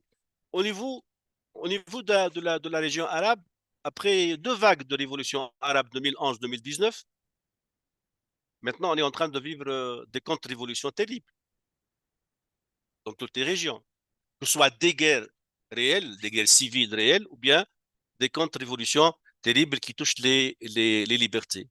Des vagues de normalisation avec les accords d'Abraham qui ont fait quitter l'Émirat, Maghreb, Bahreïn et qui ont failli peut-être ils vont arriver à les faire, de faire éliminer ou de faire neutraliser l'Arabie Saoudite comme symbole quoi de voix qui portait l'islam et défendait les musulmans. Deuxième vague de révolte arabe 2019 qui a été suivie par des mouvements en Amérique latine, et maintenant la guerre à Gaza et pas de mouvement de rue arabe. C'est un problème réel. Comment ces sociétés-là, qui s'indignaient contre des dictateurs, qui s'indignaient pour la liberté, pour l'égalité, se trouvent actuellement, après 120 jours, plus occupés par le quotidien, par leur quotidien, par la vie de tous les jours. Et Gaza existe seulement dans les journaux de télévision, bien dans les vidéos qu'on essaie de partager sur les réseaux sociaux. Pour le mouvement altermondialiste, peut-être ce mouvement qui est en crise depuis longtemps trouvera dans la cause palestinienne une entrée de mobilisation pour un autre monde meilleur, plus juste, décolonisé, qui accepte les diversités et qui reconnaît les droits humains des individus et des peuples et des minorités. Merci.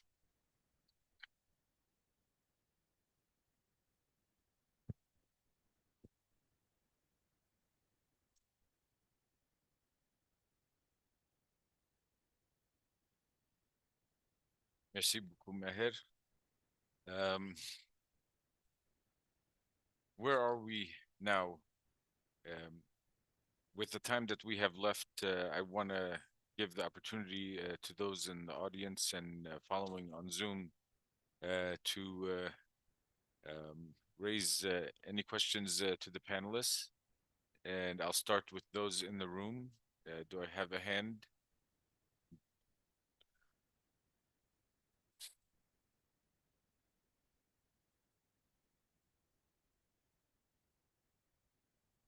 Nope.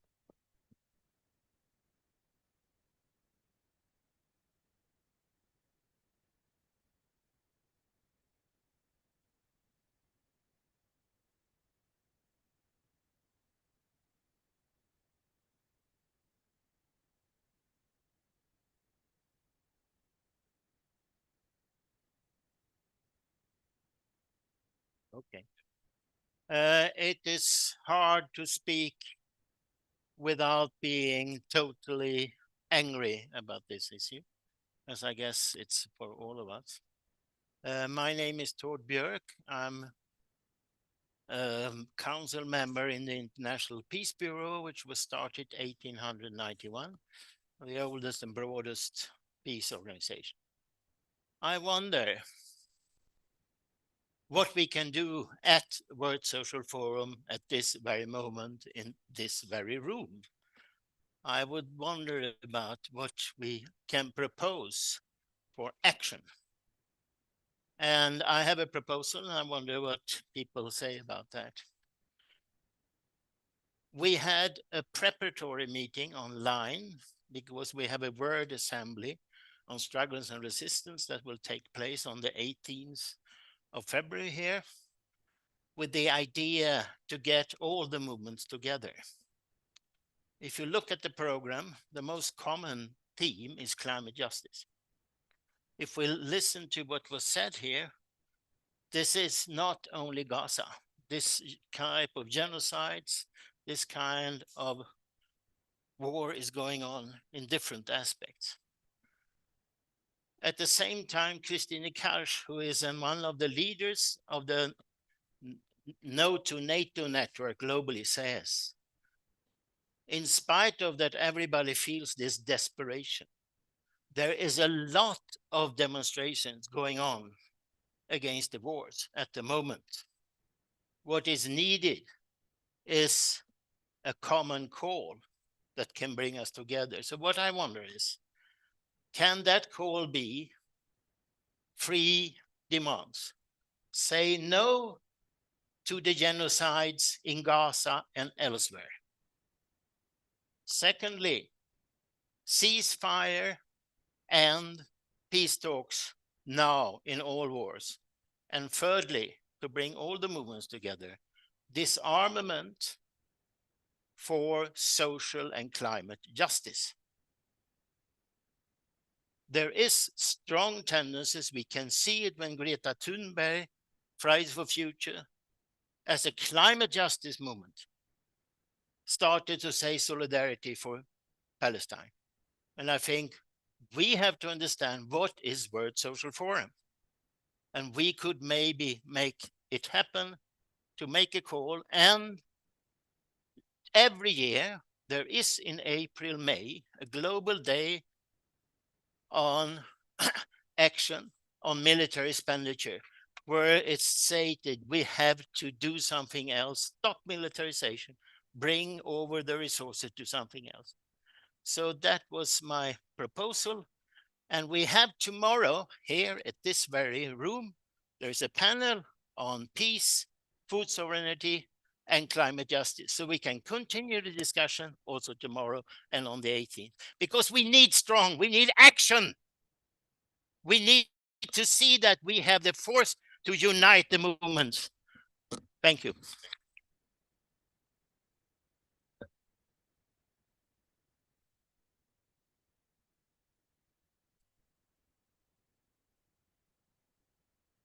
And that will give us something to contemplate over the coming days.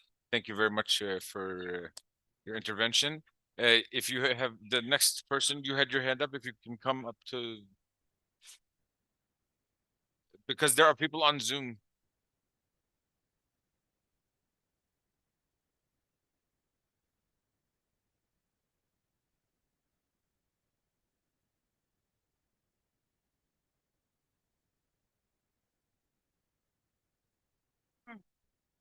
My name is Deep and I am a Pakistani Muslim. I have question to all the panelists, even Dr. Haidar, if he can hear me. First of all, it is very important to know that the million of Palestinian solidarity people, 90% of them, they are non-Muslim and they are white. They are together because this is genocide and they are putting pressure. Unfortunately, in Islamic countries, we have not been able to build such a pressure on the roads as compared to the Western country. So my question to the panelists is there any way if Hamas leadership or think tank or anyone else, if there is any way to bring together the Islamic bloc, the Muslim people with who are filthy rich, they have a lot of money and who can probably play a role in this? That is my question. Thank you.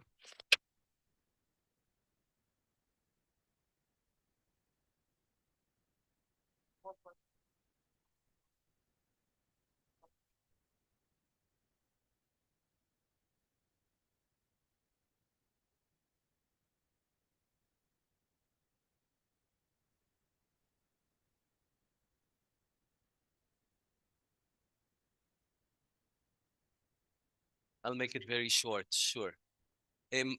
My name is Aoud Zahran. I represent Palestinian Network, Palestinian NGO Network, and also the founder of Afkar, an educational organization in Palestine. The question is for our friend from India.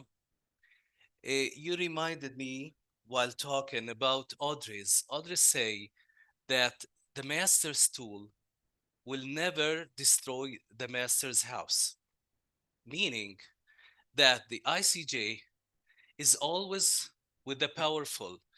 And while you were talking, I went back to a website. What are the most important decisions from ICJ?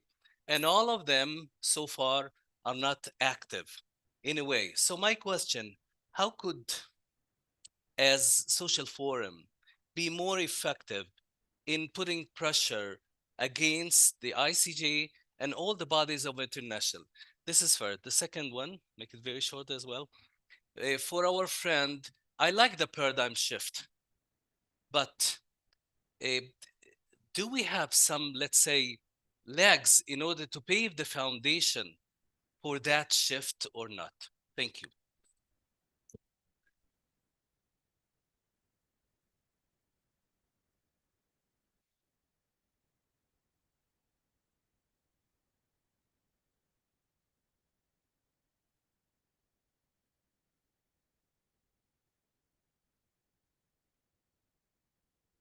Yeah, I'm Feroz Mithi Borola from India.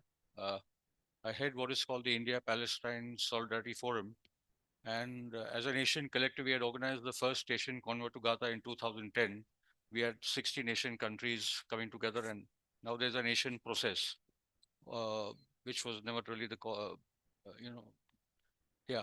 I'd like to actually speak on a more positive note. It is a very difficult time because what will happen and what is happening in Rafah is on the top of our minds. And today I saw a news report which said that the Egyptians are actually conniving with the Israelis, preparing their side of the border to actually accept, the population of Gaza that we've driven out. It is very, very worrying. They've prepared an enclosure, a walled enclosure, to let the Israelis drive out a substantial portion of the Gazan population. That's one part. The other thing I'd taken on from Saida Deep, I think we are all aware of one thing, is that the empire is in a state of decline. The European Anglo-Zionist, and I call it international Zionism. This is not about Zionism. It is about international Zionism, which controls various Western capitals, which is all out there for us to see now. So the collapse of Zionism as an ideology, the collapse of Western military power is all happening right in front of our eyes. And what is also important is that the resistance in West Asia, from Yemen, the Houthis have arisen as a remarkable force. From Yemen to Iran to Iraq to Syria, from Iraq also, soon the Americans will be booted out and they should be from Syria as well. So, yeah, so we are watching the entire resistance that is emerging in West Asia over the decades, which is now leading to the global change of balance of power. So there's a lot of sacrifice and blood and resistance that has gone into it. And the emergence of the marches across the Western world are really something, right from Washington to London and all the other all the other capitals. So there's something important that's emerged out of these few days that we are together. We need to work out some massive plan of international action. That's all I have to say. Thank you.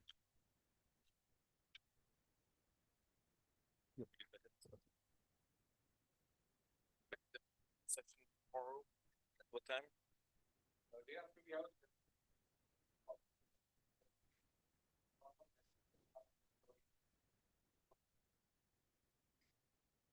Okay, it's okay. It's not, the other one's not on Zoom. We are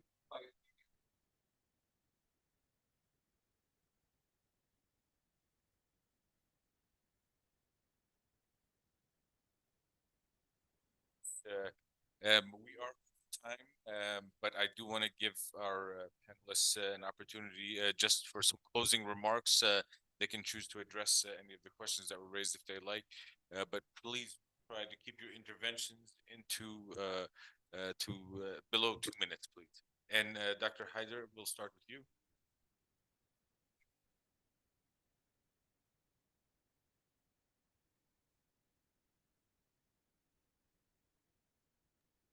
Haider, please.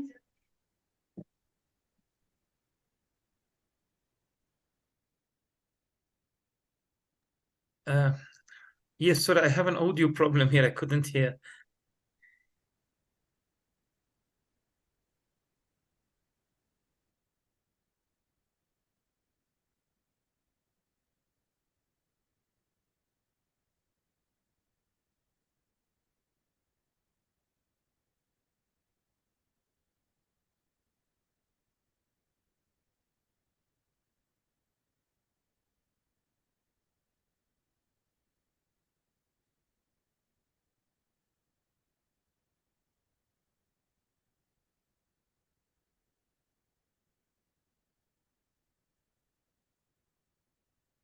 So is it my turn?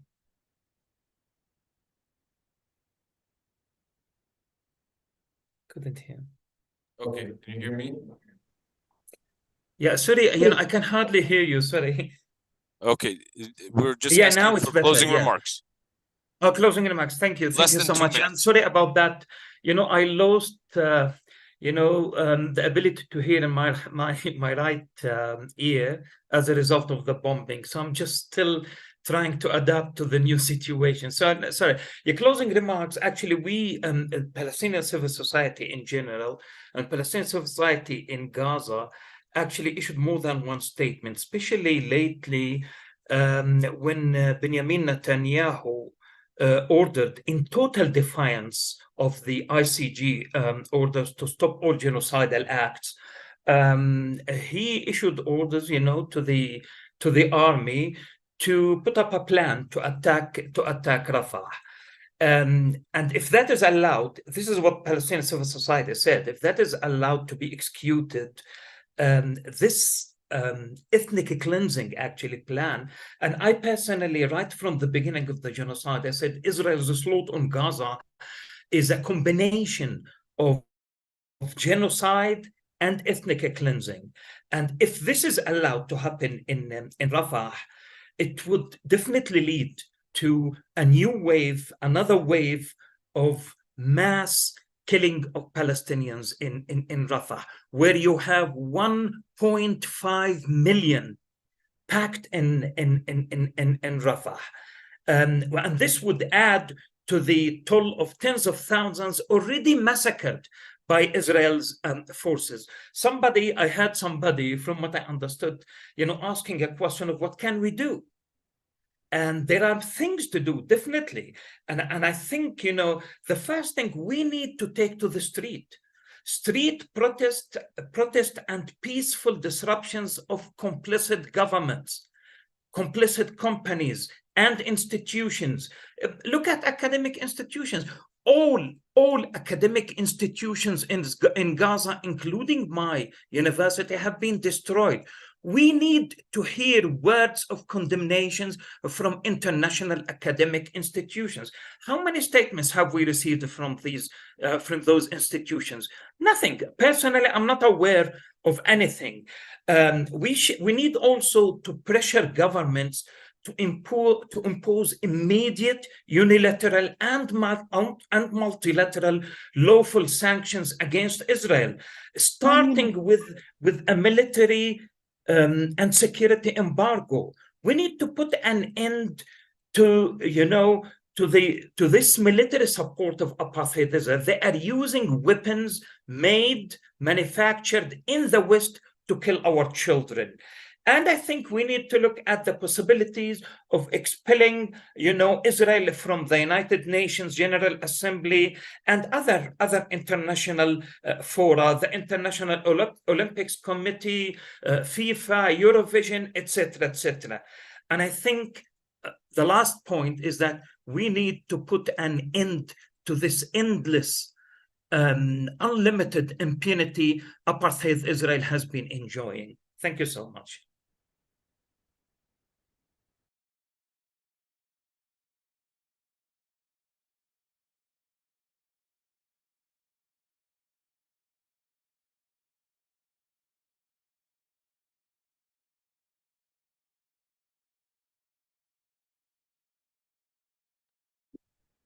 I don't know if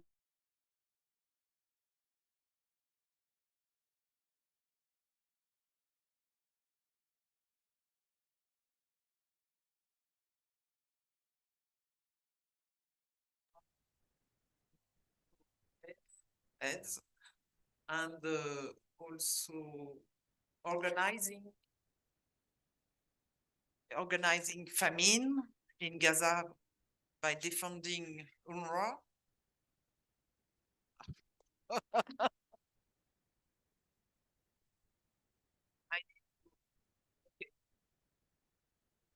Again, or it's maybe we have to organize, because if another world, now we don't need another world possible, because we know it's not really possible, but it's necessary. Really, we have to change also this slogan. It's not possible. We need, and even the world need, to change the paradigm of domination.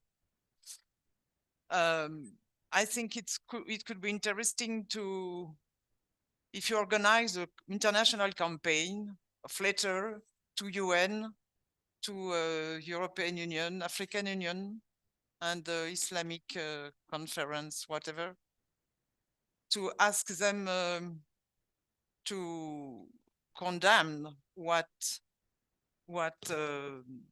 Israel and its ally are doing right now, and to ask for also to ask them as a state to sue US, France, European countries who are part of this international, because they are violating their international responsibility.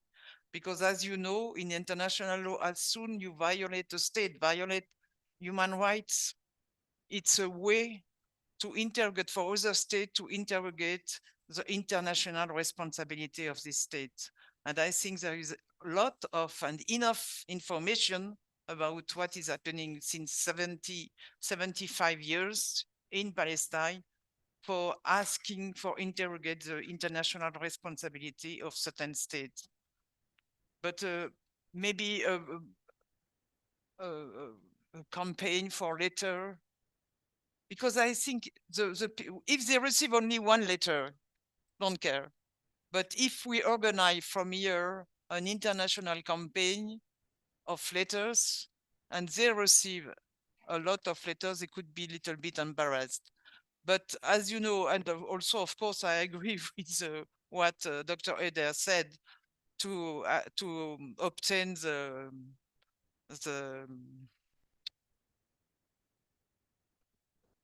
Israel be out, the state of Israel be out of the Security Council, the international United Nations institution, of course.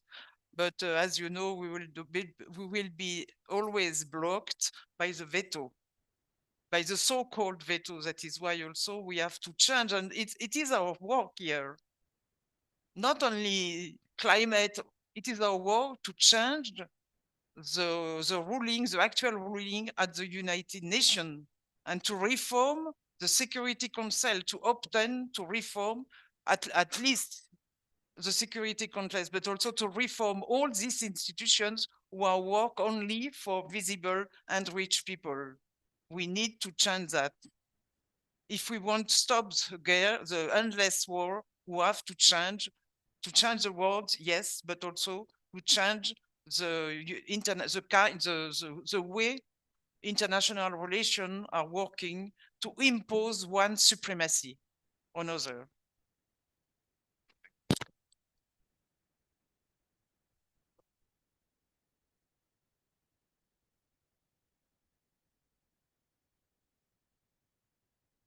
Very quickly, starting with the first question on how does it really matter, because the ICJ decision isn't binding. We always knew this, right? No one expected the ICJ decision, whichever way it went, to automatically have an effect. So I don't want to overstate its implications, but we are already seeing the ways in which at the national level, at domestic level, as far as the legal implications are concerned, mass movements, people, activists are already using it. The Dutch government just delivered a verdict saying that now sending arms from the Netherlands would be illegal precisely because of the ICJ case. Al-Haq, who our moderator is ahead of, brought a case within the domestic courts in the United States against individuals, against the Secretary of State Blinken, against Joe Biden himself, for their complicity in the genocide against the Palestinians in Gaza, which is illegal according to US law also. Of course, there are a multitude of ways in which we could do this so that the ICJ verdict isn't the only thing we keep returning to, in that they have to now face the law even at the domestic levels. But much more importantly, for all of us who are part of mass movements and trade unions, the question becomes, how do you stop funding the genocidal machine? machine. Now, the genocidal machine in Israel keeps going because of energy, and it keeps going because of military. We still, to this day, do not have a complete list of arms licenses that Israel has with all of the different countries. That's something that an international movement absolutely should have. A coalition that tracks, investigates, finds, and then demands in every single country that that government cancel that arms license with Israel. We know, and we've seen Global Days of Action against Elbit, which is the military manufacturing factory of Israel, against Cyberbit, which is their technology surveillance factory. Again, we know that Israel sells surveillance machinery, Pegasus, to a whole range of countries, and that's how it makes most of its revenue. And we have seen strikes happen at Elbit factories. We've seen direct action happen at Elbit factories. In fact, in the US and the UK, about 5 kids are now facing huge penalties and up to 30 years in jail by the FBI in the United States, precisely for taking direct action against Elbit factories. But we could have a coordinated direct action that's specifically about halting the production of military. Trade unions, Palestinian trade unions, have already issued a call for an energy embargo. One of the most well-organized trade union sectors across the world still happen to be oil workers and fossil fuel workers, who absolutely can have a demand, again, if coordinated, and if us at the World Social Forum and in other fora like these come together to essentially ask for an energy embargo that's about restricting energy in, out, but also about banning any kind of joint ventures around extraction, going back also to the climate justice question that I think one of a gentleman had asked right at the beginning. And of course, lastly, there is BDS. We're constantly experimenting with BDS to see what all it should extend to. One of the big cases that's been made is that it must absolutely extend to media outlets that have been absolutely complicit for the lies, for repeating propaganda by the Israeli state officials, by United States Israeli officials, and have not borne the brunt of it whatsoever. You've had anchors come up and repeat lies by Israeli officials. You've had TV programs repeat lies that were put out by the Israeli state government, and those media outlets have gone completely scot-free. BDS must absolutely extend to them. Punishment must absolutely extend to them. And all of these, whether that's diplomatic pressure on pulling Israeli ambassadors back or canceling relationships, whether that's an energy embargo, whether that's canceling arms licenses, all of these are actions that fall within the ambit of, within the power of mass movements and trade unions to push with their governments or do directly through our own organizing. So that would be my answer.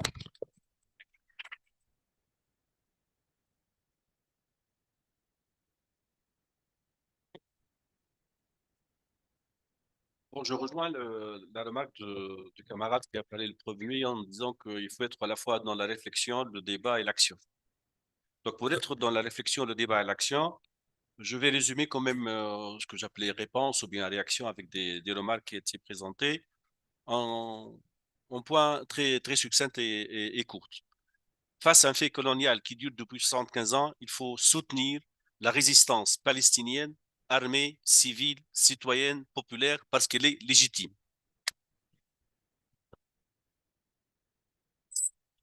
Même s'il est vrai que la cause palestinienne est présente dans les cœurs, les esprits des musulmans, vu des dimensions anthropologiques, métaphysiques, religieuses, il ne s'agit pas d'une guerre de religion, ni une guerre de civilisation, des barbares contre civilisés. Il ne faut pas banaliser le mal, il ne faut pas banaliser les victimes civiles. C'est une guerre anticoloniale. Donc, dans ce sens-là, il ne s'agit pas de renverser la victime de l'Holocauste et d'accepter qu'il soit, cette fois-ci, le Palestinien. Le victime de l'Holocauste n'est pas le dernier victime. Le dernier victime, c'est le Palestinien. Le dernier exilé qui n'a pas retourné dans sa terre, c'est le Palestinien. Il n'est plus le juif qui vivait en Amérique ou bien ailleurs et qui devait revenir à sa terre natale ou bien à sa terre promise depuis des milliers ou des centaines d'années.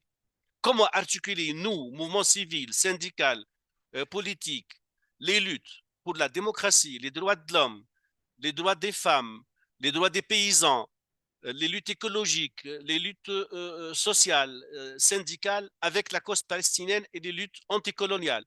Et comment faire de la cause palestinienne un point de rencontre fort, culminant, parce que c'est la lutte du siècle, 20e et 21e siècle, contre le colonialisme, comme l'était le Vietnam et comme l'était l'Algérie et tous les mouvements de libération nationale, élargir le front de mobilisation et qui doit toucher toutes les dynamiques, y compris les juifs non sionistes et y compris des intellectuels israéliens qui sont pour la cause palestinienne, qui sont en train de mener quand même un travail courageux comme minorité qui lève la voix devant le gouvernement Netanyahou.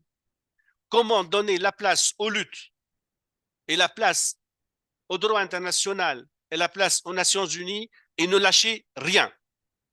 En Tunisie, on va organiser un forum social Maghreb-Mashrek début mai sur la cause palestinienne et le débat continue. Et on va quand même essayer de débattre comment faire pour les prochaines semaines et les prochains mois ensemble. Merci.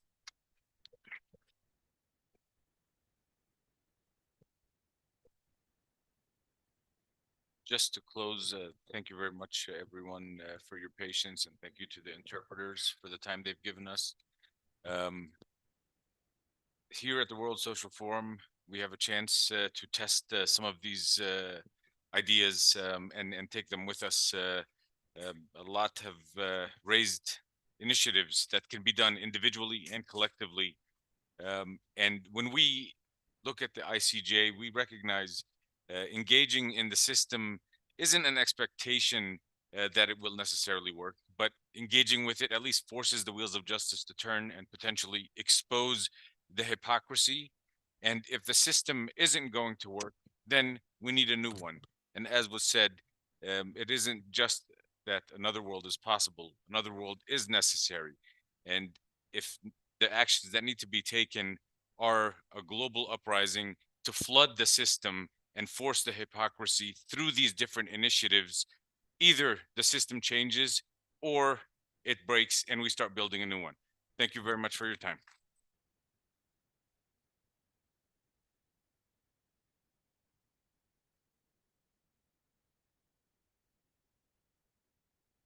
Muchas gracias, intérprete, queridos, nos vamos.